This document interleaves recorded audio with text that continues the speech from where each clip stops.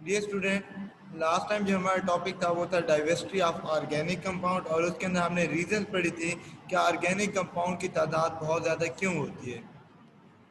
सबसे पहले जो हमने रीजन पढ़ी थी वो थी आपके पास कैटिनेशन। कैटिनेशन में क्या होता था कि एक कार्बन एटम दूसरे कार्बन एटम के साथ, दूसरा तीसरे के साथ, तीसरा चौथे के साथ, इस तरह कार्बन एटम आपस में लिंक होकर चेन बना लेते थे या रिंग्स बना लेते थे and this self linking property is known as catenation. हमने शराइत पढ़ी थी, कंडीशन पढ़ी थी कैटिनेशन की। तो हमने दो कंडीशन पढ़ी थी कि एक की जो उनका आपस में बॉन्ड होता है, यानी कार्बन और कार्बन का जो आपस में बॉन्ड है वो काफी ज्यादा क्या है आपके पास स्ट्रॉन्ग बॉन्ड है। और दूसरी जो हमने रीजन पढ़ी थी वो ये पढ़ी थी कि कार्बन और ऑक्सीजन का जो बॉन्ड है वो as compare to carbon carbon bond weak है, तो इस वजह से ये कैटिनेशन शो करता है। लेकिन सिलिकॉन कैटिनेशन इसलिए शो नहीं करता क्योंकि सिलिकॉन और सिलिकॉन का जो आपस में बॉन्ड है वो क्या है स्ट्रॉन्ग है, लेकिन स्ट्रॉन्ग नहीं वीक है, जबकि सिलिकॉन और ऑक्सीजन का जो बॉन्ड है वो क्या है स्ट्रॉन्ग है, तो इस वजह से ये कैटिनेशन शो नहीं करता। मैं फिर रिपीट कर रहा हूँ कि सिलिकॉन और सिलिकॉन का जो बॉन्ड है वो वीक है, सिलिकॉन और ऑक्सीजन का बॉन्ड स्ट्रॉन्ग है, इस वजह से ये कैटिनेशन शो नहीं करता। उसके बाद जो नेक्स्ट चीज हमने पढ़ी थी वो हमने पढ़ी थी आइसोमेरिज्म के बारे में। तो आइसोमेरिज्म क्या होता है कि एक कंपाउंड जिसका मॉलिक्यूलर फार्मूला सेम होता है but it exist in different structure form. For example butane है वो एन ब्यूटेन की शेप में भी आ सकता है, आइसोब्यूटेन की शेप में भी आ सकता है, more than one structure formula होता है। इसी तरह पेंटेन के आपके पास थ्री स्ट्रक्चर फार्मूलाज होते हैं, जिसकी हम बात करते हैं तो एन पेंटेन हो गया, आइसोपेंटेन हो गया, इवन नियो पेंटेन हो गया। फिर हम एक और चीज पढ़ी थी कि स्ट्रेंथ ऑफ कोवेलेंट बॉन्ड, कि कार्बन का जो बॉन्ड होता है वो काफी ज्यादा स्ट्रांग होता है, कार्बन का कार्बन के साथ तो बॉन्ड स्ट्रांग होता ही है। इसके अलावा कार्बन ऑक्सीजन के साथ, कार्बन नाइट्रोजन के साथ, कार्बन हेलोजन के साथ भी स्ट्रांग बॉन्ड बनाता है। That's why it has too much organic compound. उसके बाद हमने मल्टीपल बॉन्डिंग पढ़ी थी कि कार्बन कार्बन के साथ सिंगल बॉन्ड बना सकता है, कार्बन कार्बन के साथ डबल बॉन्ड भी बना सकता है, कार्बन कार्बन के साथ ट्रिपल बॉन्ड भी बना सकता है। अगर कार्बन कार्बन का सिंगल बॉन्ड होगा तो उस क्लास को हम कहते हैं अल्केन, और अगर कार्बन और कार्बन का आपस में डबल बॉन्ड होगा तो उस क्लास को हम अल्कीन कहते हैं, और अगर कार्बन कार्बन का ट्रिपल बॉन्ड होगा तो उसको हम अल्काइन कहते हैं। तो इस तरह इसकी डिफरेंट क्लासेस बनती हैं। आज का जो हमारा टॉपिक है वो है प्रॉपर्टीज ऑफ ऑर्गेनिक कंपाउंड, और simply you can say the characteristics of organic compound. क्या क्या कैरेक्टरिस्टिक्स हैं ऑर्गेनिक कंपाउंड की? तो ओरिजिन, सबसे पहले हम बात करते हैं ओरिजिन की। जो आपके पास ऑर्गेनिक कंपाउंड है वो हमें कहाँ से हासिल होते हैं? ऑर्गेनिक कंपाउंड का जो जनरल सोर्स है वो क्या है? एनिमल्स एंड प्लांट्स है, क्योंकि आपको पता है कि इससे पहले वाइडर सोर्स थ्योरी के बारे में भी हम बात कर चुके हैं कि ऑर्गेनिक कंपाउंड ज्यादातर ऑर्गेनिक लिविंग ऑर्गेनिज्म से ही प्रोड्यूस होते हैं। तो वो थ्योरी की बेस भी इसलिए थी क्योंकि जितने भी ऑर्गेनिक कंपाउंड थे वो हमें लिविंग ऑर्गेनिज्म से हासिल होते थे, तो उन्होंने वाइटर फोर्स थ्योरी दी थी। ज्यादातर कंपाउंड जो होता है वो आपको नेचुरल सोर्स यानी एनिमल्स और प्लांट से हासिल होता है। लेबोरेटरी के अंदर भी नो डाउट प्रिपेयर हो रहे हैं, बट जो मेजर सोर्सेज हैं वो इनके एनिमल एंड प्लांट्स हैं। Naturally occurring organic compound are obtained from the plants and animal. जो आपके पास ऑर्गेनिक कंपाउंड है वो प्लांट्स और एनिमल्स से हासिल होते हैं, लेकिन जो आपके पास इनऑर्गेनिक कंपाउंड होते हैं वो आपको मिनरल्स से और रॉक से हासिल होते हैं।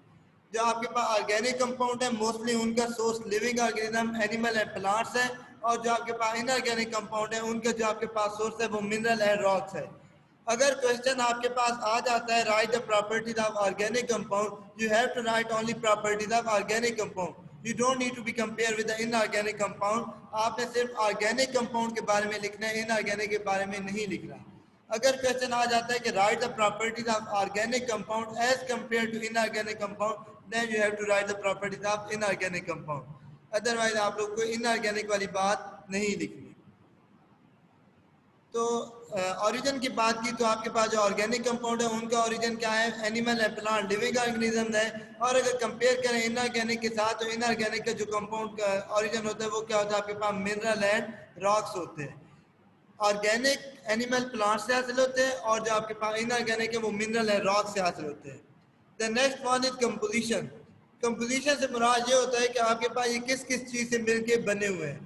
तो आप लोगों को पता है कि ऑर्गेनिक कंपाउंड को हमने डिफाइन किया था, इट इज अ हाइड्रोकार्बन और डेरिवेटिव ऑफ हाइड्रोकार्बन। कि या तो ये हाइड्रोकार्बन है मतलब हाइड्रोजन और कार्बन पर मुश्तमिल होते हैं, या फिर इनके डेरिवेटिव होते हैं मतलब हाइड्रोकार्बन में से हाइड्रोजन को रिलीज करके उसकी जगह कोई और अगर हम एलिमेंट लगा देते हैं तो उसका मतलब है they are derivative of hydrocarbon. तो कंपोजिशन की बात करते हैं तो कार्बन तो इसके अंदर एसेंशियल पार्ट है ही सही, इसके अलावा कार्बन, हाइड्रोजन, इसके अलावा नाइट्रोजन, ऑक्सीजन, हेलोजन, सल्फर, इसके अलावा फास्फोरस वगैरह और भी बहुत से इसके अंदर एलिमेंट पाए जाते हैं। जो आपके पास इनऑर्गेनिक कंपाउंड है उनके अंदर तमाम एलिमेंट्स होते हैं। पीरियोडिक टेबल के अंदर 118 एलिमेंट्स हैं और जो ऑर्गेनिक कंपाउंड है मोस्टली उनके अंदर कार्बन और हाइड्रोजन तो होते ही हैं, इसके अलावा नाइट्रोजन, हेलोजन, सल्फर और ऑक्सीजन वगैरह भी पाए जाते हैं। थर्ड जो हम प्रॉपर्टी पढ़ेंगे वो है कोवलेंट लिंकेज के बारे में। ऑर्गेनिक कंपाउंड जो होते हैं ये क्यों आपके पास कोवलेंट कंपाउंड है, मतलब इनके अंदर कोवलेंट बॉन्ड होता है, carbon atom sharing of electron करता है, इस वजह से कोवलेंट बॉन्ड बनता है और इस वजह से जो कंपाउंड डिराइव होते हैं यहाँ से उन कंपाउंड को हम कहते हैं और कोवलेंट कंपाउंड कहते हैं। तो organic compound generally contain the covalent bond that may be polar covalent bond भी हो सकते हैं, नॉन पोलर कोवलेंट बॉन्ड, दोनों आपके पास पॉसिबिलिटीज हो सकती है। और जो इनऑर्गेनिक कंपाउंड होते हैं जनरली उनके अंदर क्या होता है आपके पास आयनिक बॉन्ड होता है। मैं यहाँ पे फिर वही बात रिपीट करूंगा, अगर आपको ये कहते हैं as compare to inorganic compound then you have to write the properties of inorganic compound, otherwise आपको इसकी जरूरत नहीं है इनऑर्गेनिक कंपाउंड की लिखने की। सॉल्युबिलिटी की बात करते हैं ये किस चीज के अंदर डिजॉल्व होते हैं, तो ऑर्गेनिक कंपाउंड नॉन पोलर जो लिंकेज होता है वो क्या होता है ऑर्गेनिक सॉल्वेंट के अंदर डिजॉल्व हो जाते हैं। जनरली जो आपके पास ऑर्गेनिक कंपाउंड है वो ऑर्गेनिक सॉल्वेंट के अंदर ही डिजॉल्व हो जाते हैं और नॉन पोलर जो होते हैं वो नॉन पोलर ऑर्गेनिक कंपाउंड के अंदर डिजॉल्व होते हैं। अच्छा जी, organic compound having non polar linkage are generally soluble in organic solvent like alcohol, ether, benzene, carbon disulphide etcetera. ये सारे आपके पास ऑर्गेनिक सॉल्वेंट हैं तो इनके अंदर ऑर्गेनिक कंपाउंड डिजॉल्व हो जाते हैं। जो इनऑर्गेनिक कंपाउंड है उनके अंदर आयनिक बॉन्ड होता है और वो ज़्यादातर पोलर होते हैं, वो वाटर के अंदर डिजॉल्व होते हैं। जो आपके पास ऑर्गेनिक कंपाउंड होते हैं ये ज़्यादातर वाटर के अंदर डिजॉल्व नहीं होते due to non polar nature. उसके बाद है इलेक्ट्रिकल कंडक्टिविटी, मतलब क्या ये इलेक्ट्रिसिटी को कंडक्ट कर सकते हैं या नहीं कर सकते। तो आपको ये पता होना चाहिए कि ग्रेफाइट को वाइज नॉन आप कह सकते हैं कि कोवलेंट कंपाउंड है जिसके अंदर कोवलेंट बॉन्ड है, but it can conduct electricity only graphite. Other than graphite जो कोवलेंट कंपाउंड होते हैं वो इलेक्ट्रिसिटी कंडक्ट नहीं कर सकते। तो ऑर्गेनिक कंपाउंड जितने भी हैं ये आपके पास क्या है कोवलेंट कंपाउंड है, ये इलेक्ट्रिसिटी को कंडक्ट नहीं कर सकते क्योंकि ऑर्गेनिक कंपाउंड के अंदर ज्यादातर नॉन पोलर है तो ये इलेक्ट्रिसिटी को कंडक्ट नहीं कर सकते। मैं इसकी ज्यादा मैं गहराई में नहीं जाना चाह रहा। अदरवाइज एक और बात भी होती है कि आपके पास जो होते हैं दूसरे जो होते हैं मतलब है कि पोलर होते हैं, अगर हम उनको डिजॉल्व वगैरह कर लें तो वो सॉल्युबल हो जाते हैं।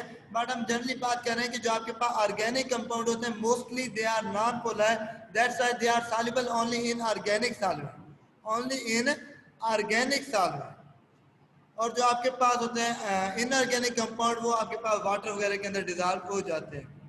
और सॉल्युबिलिटी सॉरी मैं उधर चले गया, इलेक्ट्रिकल कंडक्टिविटी की बात कर रहे थे कि जो आपके पास होता है इलेक्ट्रिकल कंडक्टिविटी में जो नॉन पोलर ऑर्गेनिक कंपाउंड होते हैं वो इलेक्ट्रिसिटी को कंडक्ट नहीं कर सकते।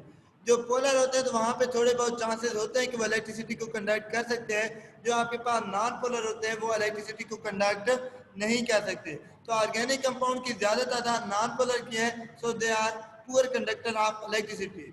जो इनऑर्गेनिक कंपाउंड होते हैं वो कंडक्टर होते हैं, क्यों? क्योंकि ज्यादातर वो आयनिक फॉर्म में होते हैं और जो आयंस होते हैं वही इलेक्ट्रिसिटी को कंडक्ट करते हैं।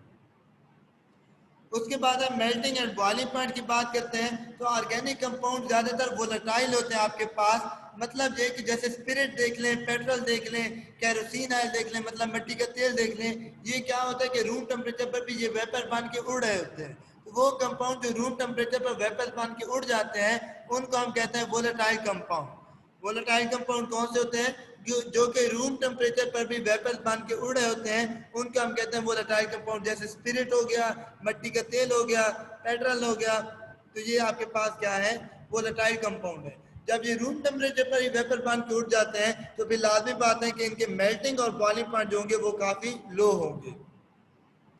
जनरली ऑर्गेनिक कंपाउंड है low melting and boiling point are volatile in nature, मतलब ये कन्वर्ट हो जाते हैं वेपर्स के अंदर। Inorganic compound on the other hand are have comparatively high melting and boiling point. Inorganic के अंदर ज़्यादातर आयनिक बाड होता है, उनकी फोर्स अट्रैक्शन ज़्यादा होती है, तो उनके मेल्टिंग बॉइलिंग पॉइंट ज़्यादा होते हैं। उसके बाद हम बात करते हैं स्टेबिलिटी के बारे से। तो जिनके मेल्टिंग और बॉइलिंग पॉइंट लो होते हैं तो वो लाजमी बात है लेस स्टेबल है, तो जिनके मेल्टिंग बॉइलिंग पॉइंट हाई होते हैं तो वो ज़्यादा स्टेबल होते हैं। तो ऑर्गेनिक कंपाउंड क्योंकि इनके मेल्टिंग बॉइलिंग पॉइंट लो होते हैं, सो दे आर लेस स्टेबल। कंबस्टिबिलिटी, कंबस्टिबिलिटी का मतलब है कि ये फौरन ही आग को कैच कर लेते हैं। आपको पता है कि मिट्टी का तेल है उसको फौरन आग लग जाती है, पेट्रोल है उसको फौरन आग लग जाती है। तो जितने भी ऑर्गेनिक कंपाउंड हैं दे आर हाईली कंबस्टिबल, वो फौरन आग को कैच कर लेते हैं, उनको फौरन आग लग जाती है। इसलिए अक्सर आप देखते हैं कि जो होते हैं एयर फ्रेशनर हो गए या बॉडी स्प्रेज हो गए या इस तरह के मुख्तलिफ किस्म के जो एरोसोल्स होते हैं उसके ऊपर लिखा होता है कि इनको आग से दूर रखें, क्योंकि अगर आप उनको थोड़ा सा भी आग के ऊपर करोगे तो वो सारा आग को कैच आउट कर सकते हैं, वो कैच कर लेते हैं आग को, इस तरह आग लगने का खतरा होता है। तो ये दे आर हाईली कंबस्टिबल। और जो इनऑर्गेनिक होते हैं वो नॉन कंबस्टिबल होते हैं, ऑर्गेनिक कंपाउंड जो होते हैं वो क्या होते हैं, कंबस्टिबल होते हैं। उसके बाद बात करते हैं आइसोमेरिज्म की। हम लास्ट टॉपिक में बात कर रहे थे, इससे पहले at the start of this lecture मैंने फिर भी उसको रिपीट किया कि एक कंपाउंड जो होता है वो एक से ज़्यादा स्ट्रक्चर फार्मूला के अंदर एग्जिस्ट करता है। मालिक्यूलर फार्मूला सेम होता है बट उनके स्ट्रक्चर फार्मूला डिफरेंट होते हैं, उस फिनोमेना को हम कहते हैं आइसोमेरिज्म। तो जो ऑर्गेनिक कंपाउंड है इसके अंदर बहुत ज़्यादा आइसोमेरिज्म पाई जाती है, और इन्होंने कहा है कि isomerism is rare in organic. No doubt कि इनऑर्गेनिक के अंदर आइसोमेरिज्म होती है बट बहुत कम होती है। जो ऑर्गेनिक कंपाउंड है इसके अंदर आइसोमेरिज्म बहुत ज़्यादा होती है। मतलब मालिक्यूल का मालिक्यूलर फार्मूला तो एक होगा लेकिन स्ट्रक्चर उसके बहुत ज़्यादा होंगे, इसको हम कहते हैं isomerism. And the last one is rate of reaction. Rate of reaction क्योंकि इनके अंदर कोवलेंट बॉन्ड होता है इसलिए ये क्या होते हैं, स्लो रेट करते हैं और ये बहुत ज़्यादा टाइम लेते हैं रिएक्शन को कंप्लीट करने में। Due to the presence of covalent link, reason क्या है, कोवलेंट बॉन्ड होता है, तो कोवलेंट बॉन्ड की वजह से कोवलेंट बॉन्ड की वजह से इनके रेट ऑफ रिएक्शन जो होते हैं वो क्या होता है, काफ़ी ज़्यादा स्लो होते हैं। ये मॉलिक्यूलर इन नेचर है, तो जो आपके पास इनऑर्गेनिक होते हैं उनके रिएक्शन फिर भी क्या होते हैं, काफ़ी तेज होते हैं as compare to organic compound. Due to the presence of covalent linkage the reaction of organic compound are molecular in nature. Molecules बनाते हैं, जिनके अंदर कोवलेंट बॉन्ड होते हैं उनको हम मॉलिक्यूल्स कहते हैं, और जिनके अंदर आयनिक बॉन्ड पाए जाते हैं उनको हम फार्मूला यूनिट्स कहते हैं, उनका हम फार्मूला यूनिट्स कहते हैं या आयनिक कंपाउंड कहते हैं। अच्छा जी, तो अगर आपके पास कोवलेंट कंपाउंड होते हैं उनको हम मॉलिक्यूल्स कहते हैं, और जो आपके पास आयनिक कंपाउंड होते हैं उसको हम फार्मूला यूनिट्स कहते हैं। They are of a slow and require specific condition as temperature, pressure और कैटलिस्ट। मतलब ऑर्गेनिक कंपाउंड को जनरली कंप्लीट होने के लिए कंडीशन की जरूरत होती है, कैटलिस्ट की, टेम्परेचर की, प्रेशर की, तब जाके उनका रिएक्शन तेज हो सकता है। जनरली ये दे आर इनका जो रिएक्शन होता है स्लो होता है।